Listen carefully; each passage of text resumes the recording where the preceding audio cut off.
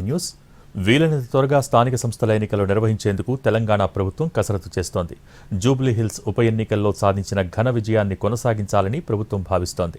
కొద్ది రోజుల్లో స్థానిక సంస్థల ఎన్నికల నిర్వహణపై న్యాయస్థానానికి నివేదిక అందించి ఆ తర్వాత నిర్ణయాన్ని ప్రకటించనుంది సర్కార్.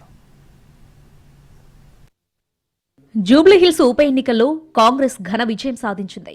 ఇదే ఊపులో రాష్ట్రంలో స్థానిక సంస్థల ఎన్నికలకు ప్రభుత్వం సిద్ధమవుతున్నట్లు సమాచారం. డిసెంబర్లోనే స్థానిక సంస్థల ఎన్నికలు నిర్వహించేందుకు సిద్ధమవుతుంది.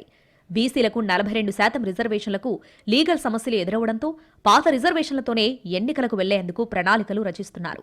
మొత్తం 50% లోపు రిజర్వేషన్లతోనే ఎన్నికలు నిర్వహించేలా ఇప్పటికే అధికారులు నివేదికను కూడా రెడీ చేశారని సమాచారం. ఈ వ్యవహారంలో బీసీ నేతల నుంచి బీసీ వర్గాలు, ప్రజల నుంచి వ్యతిరేకత రాకుండా వివరణ ఇచ్చేలా సీఎం రేవంత్ రెడ్డి, మంత్రులు కూడా సిద్ధం చేశారని తెలుస్తోంది. ఈ నెల 17న మంత్రివర్గంతో చర్చించి ఎన్నికలకు వెళ్లేలా ప్లాన్ చేస్తున్నారు. తెలంగాణలో స్థానిక సంస్థల ఎన్నికలకు మోగిన నగారాకు ఇటీవల హైకోర్టు బ్రేకులేసింది. జీవో 9పై హైకోర్టు ఇచ్చిన స్టేపై వేసిన స్పెషల్ లీవ్ పిటిషన్ని డిస్మిస్ చేసింది సుప్రీంకోర్టు.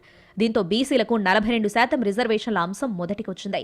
బీసీలకు 42% రిజర్వేషన్లపై ప్రభుత్వం క్లారిటీ ఇవ్వాలని రాష్ట్ర ఎన్నికల కమిషన్ లేఖ రాసినప్పటికీ ప్రభుత్వం మాత్రం ఇప్పటివరకు ఎలాంటి వివరణ ఇవ్వలేదు. జూబ్లీహిల్స్ ఉప ఎన్నికల్లో విజయం సాధించి ధీమాగా ఉన్న ప్రభుత్వం ఇప్పుడున్న పరిస్థితుల్లో స్థానిక సంస్థల ఎన్నికలకు వెళ్లాలనే కృతనిశ్చయంతో ఉంది. అయితే బీసీ రిజర్వేషన్ల మీద ప్రభుత్వం ఎలాంటి నిర్ణయం తీసుకుంటుంది అనేది రాజకీయంగా చర్చ జరుగుతోంది. బీసీల రిజర్వేషన్లపై పంచాయతీరాజ్ చట్టం 285A ప్రకారం రిజర్వేషన్లు 50% మించి ఉండరాదని గతంలో హైకోర్టు, సుప్రీంకోర్టు స్పష్టత ఇచ్చాయి. బీసీల రిజర్వేషన్లపై అసెంబ్లీలో చట్ట సవరణ చేసి గవర్నర్కు పంపినా ఇంకా ఆమోదం లభించలేదు. కోర్టులో నిరాశ కలగడంపై ప్రభుత్వం దిక్కుతోచని స్థితిలో ఉంది. దాదాపు 20 నెలల నుంచి స్థానిక సంస్థల ఎన్నికలు నిర్వహించకపోవడంతో గ్రామ స్థాయిలో అభివృద్ధి కుంటుపడుతుందని ప్రభుత్వంపై విమర్శలు వెల్లువెత్తుతున్నాయి. ఇప్పటికే రాష్ట్ర ప్రభుత్వం బీసీ డెడికేషన్ కమిషన్ వేసి జనాభా లెక్కల సేకరణలో బీసీల జనాభా 56.33% దాటింది. బీసీలను అభివృద్ధిలోకి తీసుకురావడంలో భాగంగా వారికి రిజర్వేషన్లను 42%కి పెంచాలని ప్రభుత్వం నిర్ణయిస్తూ జీవో 9ని విడుదల చేసింది. అయితే రిజర్వేషన్ల పెంపు ప్రక్రియ చట్ట ప్రకారం చేపట్టాలి.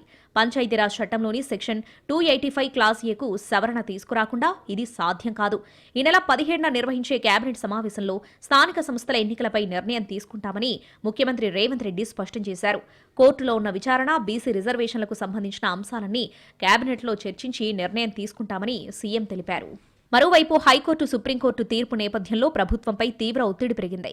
స్థానిక సంస్థల ఎన్నికలపై ఈ నెల 24 వరకు రిజర్వేషన్లు, ఎన్నికల నిర్వహణ తేదీలు తెలపాలని హైకోర్టు ప్రభుత్వానికి స్పష్టం చేసింది. దాదాపు 20 నెలలుగా కేంద్ర ఆర్థిక సంఘం నిధులు, ఇతర గ్రాంట్లు నిలిపివేసిన నేపథ్యంలో ప్రభుత్వం ఆలోచనలో పడింది. స్థానిక సంస్థల ఎన్నికలు జరగకపోవడంతో కేంద్రం వద్ద దాదాపు 3,000 కోట్ల నిధులు నిలిచిపోయాయి. ప్రభుత్వం ఆదేశిస్తే ఎన్నికల నిర్వహణకు సిద్ధంగా ఉన్నామని ఎన్నికల కమిషన్ కోర్టుకు తెలిపింది. ఈ నెల 17న జరిగే కేబినెట్ సమావేశంలో ఒక క్లారిటీ వచ్చే అవకాశం ఉంది.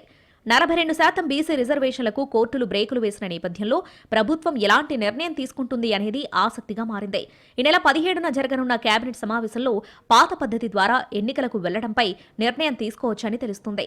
అంతేకాకుండా ప్రభుత్వ పరంగా చేసిన ప్రయత్నాలన్నీ ప్రజలకు చెప్పుకుంటూ కాంగ్రెస్ పార్టీ పరంగా బీసీలకు 42% రిజర్వేషన్లు కల్పించి అభ్యర్థులను ఎంపిక చేయనున్నట్టు సమాచారం.